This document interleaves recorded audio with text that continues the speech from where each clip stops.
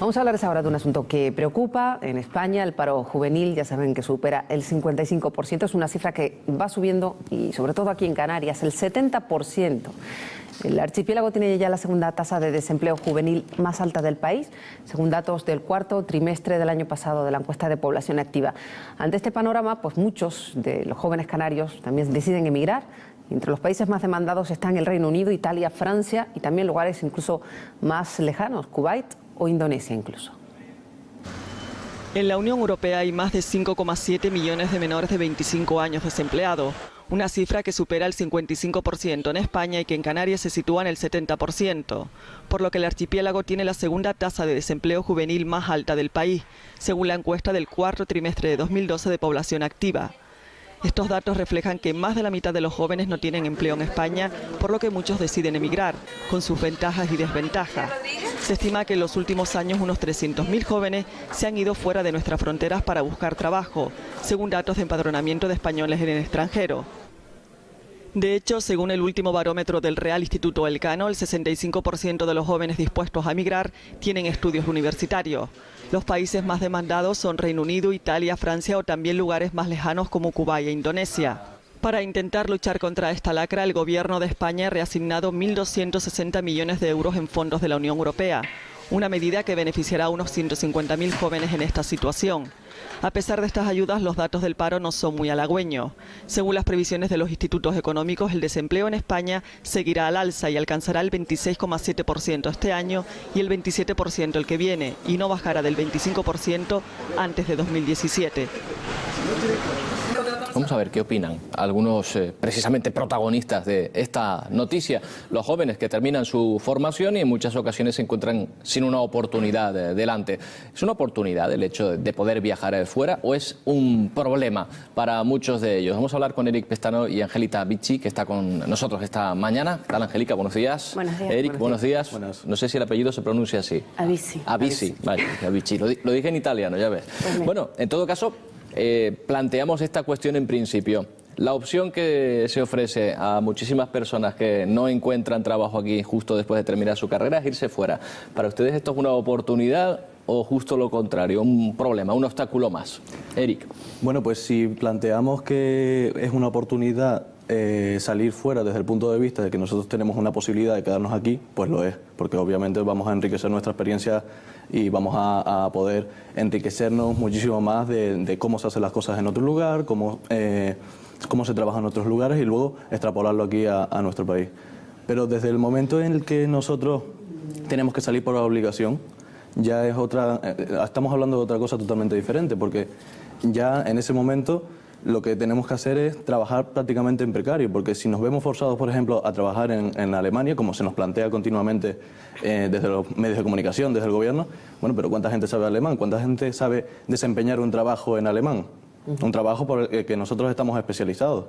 A una persona que trabaja que esté especializado en económicas, que esté especializado en derecho, ¿realmente puede ejercerlo en otro país? Yo creo que no. Sí, también el problema es que si nos vamos a otro país nos estamos aventurando, o sea, no sabemos si realmente al llegar al país vamos a conseguir trabajo de periodista en nuestro caso. También tenemos que tener en cuenta que para ser periodistas en otro país tenemos que conocer el idioma perfectamente. Entonces, yo lo veo un problema aventurarse y que no se esté aprovechando aquí los conocimientos de los estudiantes, sino que tengamos que irnos fuera. Es un asunto, imagino, que ustedes manejan en sus conversaciones del día a día. Lamentablemente eso no ocurría a lo mejor hace tan solo 10 años, cuando los estudiantes en principio sabían que si terminaban y más o menos lo hacían medianamente bien y tenían suerte en ocasiones, pues lograban conseguir un trabajo. Ahora ustedes ya parten de la base de que en tercero, como es tu caso, en cuarto, como es el tuyo, lo que espera es no hay trabajo así fácil. Sí, realmente nosotros casi a diario, bueno, en la mayoría de las clases lo hablamos, que la idea es terminar los estudios e irnos fuera. Pero es que en mi caso, por ejemplo, que tengo que buscar las prácticas laborales por mi parte, no las consigo por ninguna parte. O sea, ya es un problema para conseguir las prácticas que son gratuitas, por decirlo así, conseguir un trabajo con un contrato lo veo muy difícil. Pero mire que, por ejemplo, el tema de la movilidad lo hemos comentado aquí en otras ocasiones, no me irán a decirlo la primera vez, pero, por ejemplo, hay otras economías muy potentes, como Estados Unidos, por ejemplo, donde lo habitual es que una persona encuentre trabajo a miles de kilómetros de donde ha estudiado o donde ha residido.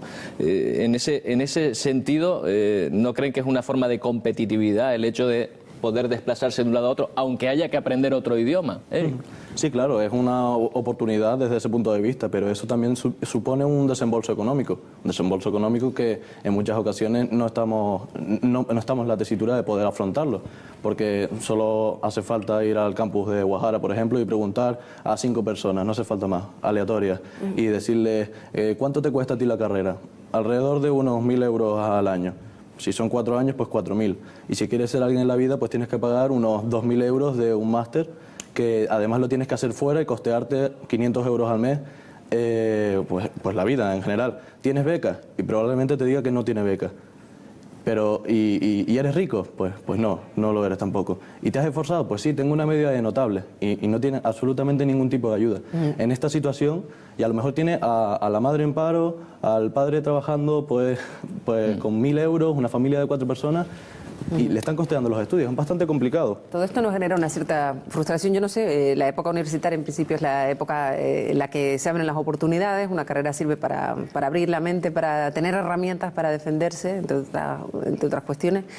¿Generará una cierta frustración o no? Yo creo que realmente el ambiente dentro de la universidad, por lo menos en las clases que yo he visto, la gente se desmotiva. Ya cuando llegas a cuarto, dices, ¿y ahora qué voy a hacer? ¿A dónde voy? Si no consigues prácticas, ¿qué estoy haciendo yo aquí? Además, recuerdo en ese sentido la promoción que salió el año pasado de nuestra facultad, en concreto, de periodismo, que la gente iba a recoger su título y decía, qué bien, ya tengo el título, me voy a la cola del paro. Es bastante desmoralizador eso, ¿no? En todo caso, es verdad que son unas perspectivas que al entrar en la facultad ustedes ya más o menos saben cuál es el futuro de la profesión o el estado de la profesión. Yo me pregunto, ¿qué se plantean? ¿Qué pueden más en ese caso? ¿La vocación? Es decir, yo quiero ser lo que sea a toda costa, o la perspectiva de trabajo en el futuro, es decir, buscar una cuestión más práctica a lo mejor. ¿Qué es lo que impera a la hora de elegir carrera? Yo realmente lo elegí por vocación, pero yo pienso que ahora mismo, como están las cosas, se debe uno inclinar más por lo que tenga más salida laboral que por la vocación, ya dejarlo en un segundo plano o hacer 2 carreras a la vez como se pueda. Pero por vocación no. El problema es saber cuál es la carrera que nos va a dar un trabajo en una perspectiva de 4 años. La gente que está titulada ya y que está buscando un trabajo, pues competimos con ellos, obviamente. Además tienen muchísimas más experiencias y ya han trabajado, y en esa situación nosotros estamos en total desventaja. ¿Con Angélica, que dice que ella, por ejemplo, ahora cambiaría y buscaría más una salida que una vocación? Pues no, la verdad que no. Yo, tal y como están las cosas ahora, yo quiero estudiar lo que me apetece y luego ya intentaré esforzarme y buscar la vía para conseguir un trabajo Yo no sé hasta qué punto las carreras que ofrecen en este momento las universidades canarias, españolas en general, responden a la demanda de profesionales que se está generando. No sé si están un tanto desfasadas, porque cuando llegan expertos aquí nos avisan de lo que demanda, y a lo mejor son profesionales que no tienen nada que ver con lo que se está formando en las universidades. Son profesionales además que se autoforman de alguna manera, con lo cual yo no sé si hay una ligera distancia entre el mercado laboral y la universidad. Bueno, no lo sé. De hecho, la universidad está tratando de crear mecanismos para intentar compaginar ambas cuestiones. Ahí está el ejemplo de la Fundación Empresa de la Universidad de La Laguna, y que intenta, pues, bueno, encauzar un poco el camino de académico con el mundo empresarial. Pero claro, en esa situación, ¿qué es lo que vemos? Pues que triunfa uno de una promoción de 80 personas. ¿Qué hacemos con el resto de 79? Trabajo, ¿no? Que quede y triunfar claro, es conseguir un trabajo, claro. Que no es otra cosa. Sin embargo, poniendo otras opiniones sobre la mesa, a lo mejor que pueden servir también para el debate, muchos empresarios también se quejan, más o menos públicamente, de que las expectativas de los recién licenciados son excesivas.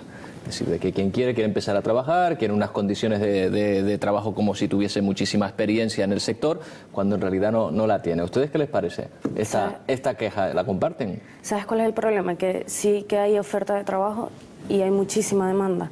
Lo que pasa es que cuando ves las ofertas de trabajo te piden 5 años de experiencia.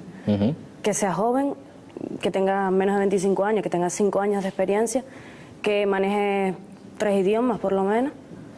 y nadie te da opción al primer empleo. Entonces, ¿cómo quieren que nosotros tengamos 5 años de experiencia si no nos dan oportunidad?